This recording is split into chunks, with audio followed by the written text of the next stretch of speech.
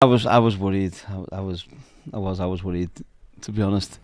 But you know what? I thought fair play to the manager, because I think he got his tactics absolutely spot on. And I think bringing Harry Maguire in, I don't know whether that was through injury or had to. And I said it a few weeks ago, and he's such an important player for Manchester United. I know he got the winning goal, but his leadership qualities at Anfield, experience, it was 100% the right decision, and massive call from him. And tactically, I thought Man United was spot on today.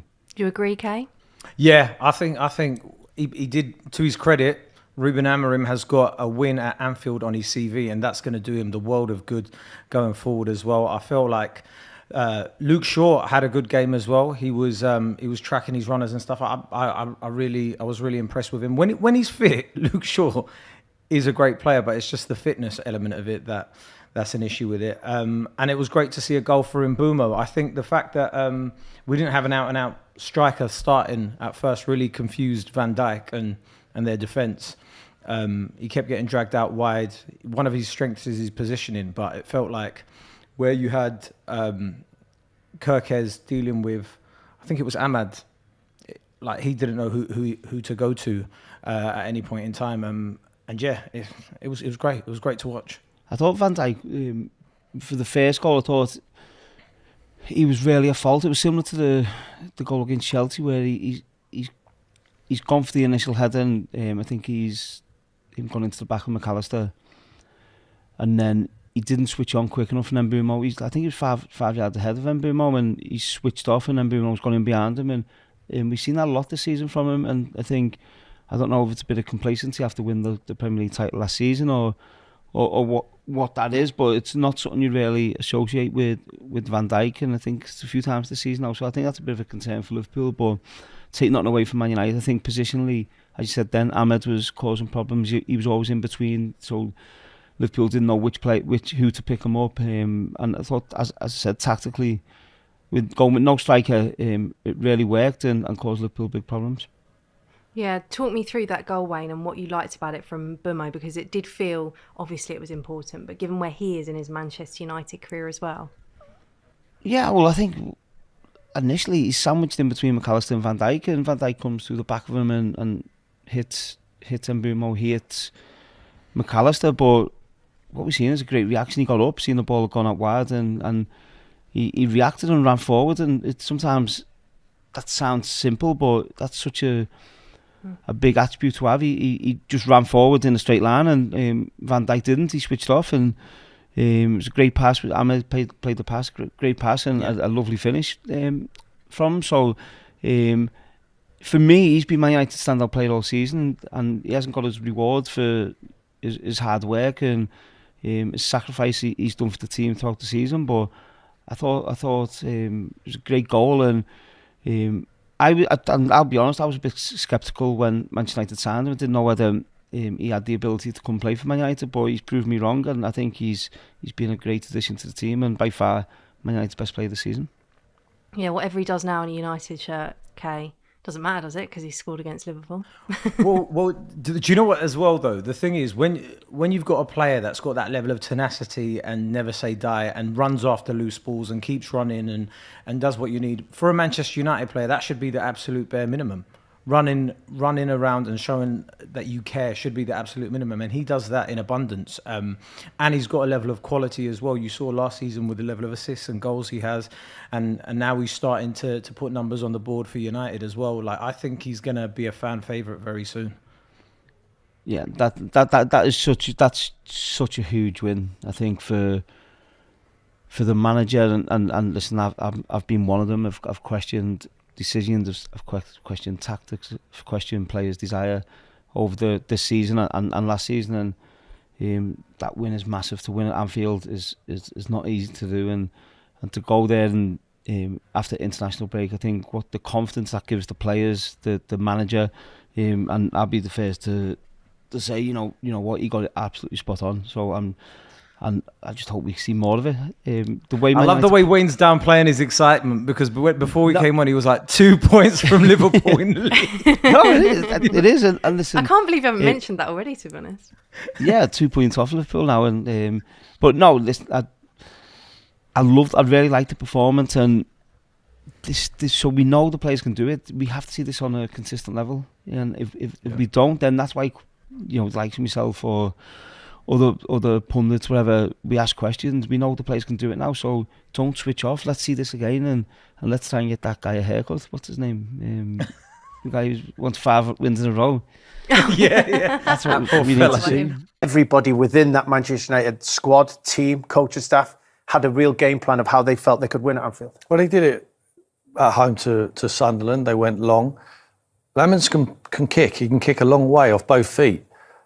I'm not sure about his build-up play. We haven't seen it yet, but I think it's a good decision from the manager to say, you know what, let's not play out around our box.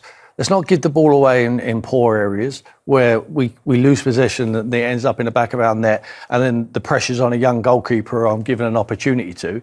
Let's get the ball as far away from the goal as possible. Play up to Šeško in Sunday against Sunderland when they did. Yes, they changed it around, but they haven't got to win the first header. They have to try and win the second header. So they moved forward as a team, won the second balls, and then played in the opposition's half. I think it's a sensible decision from Ruben Amorim. Yeah, and you worked that Manchester United Sunderland game, and talking about how they did go along to Šeško all the time. It was like a dress rehearsal for this, and yet they didn't play with Šeško, because this is right from inside the first minute. They've gone long, they've won the ball back, and then no thought of anything else other than to knock this ball long and go and compete. But I thought one of the patterns from the day was, even though the ball went long, I hardly ever saw anyone running in behind expecting Manchester United to win the flick on. They were just in great positions sort of behind the ball, weren't they, to recover the seconds?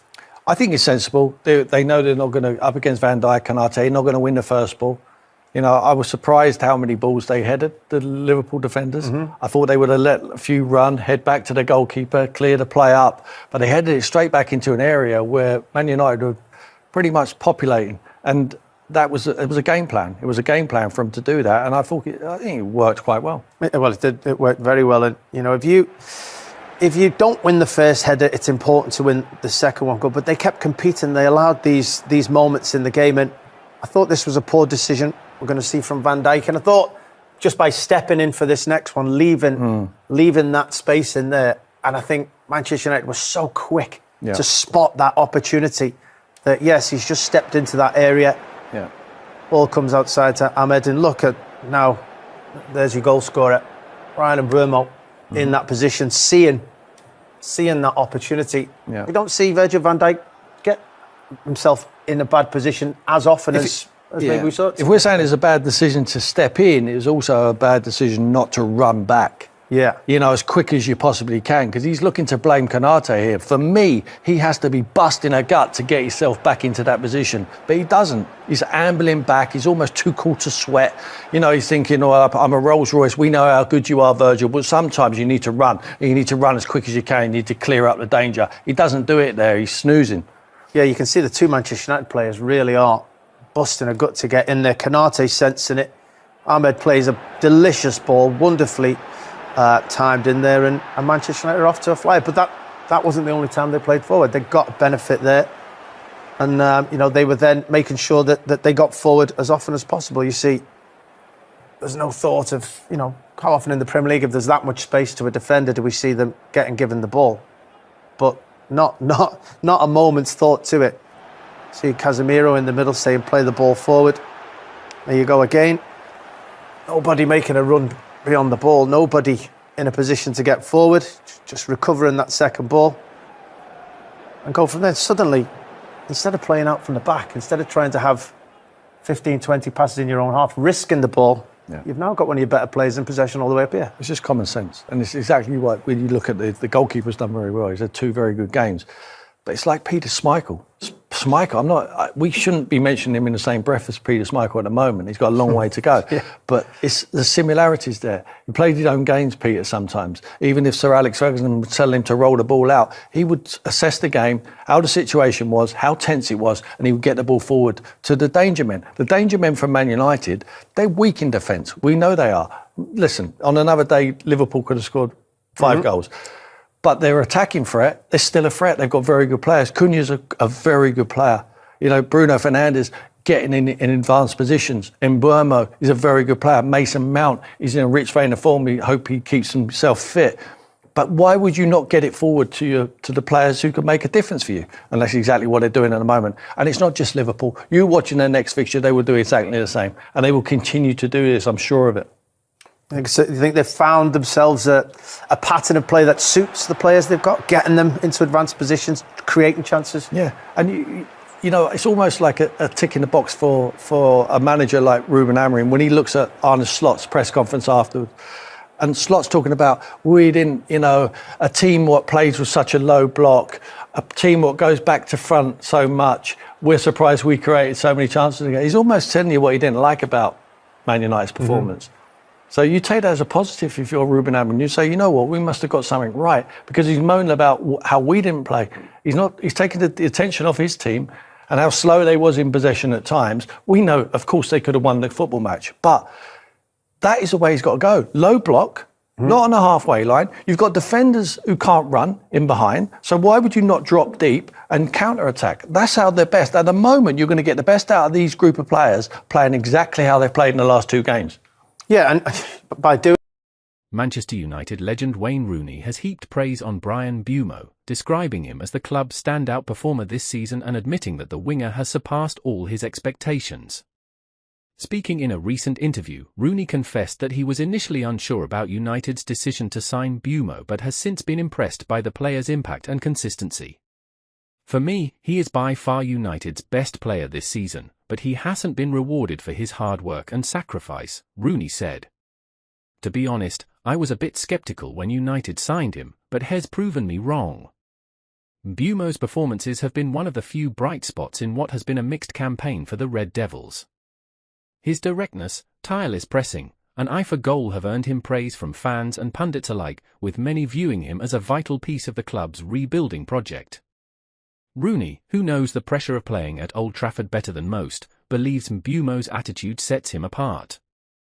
He plays every game like it's his last. You can see his hunger and how much he wants to win. That's the kind of mentality United need, he added. As United continue their push for a top-4 finish, Mbeumo's form could prove decisive, and with praise from one of the club's greatest icons, his rise looks far from slowing down.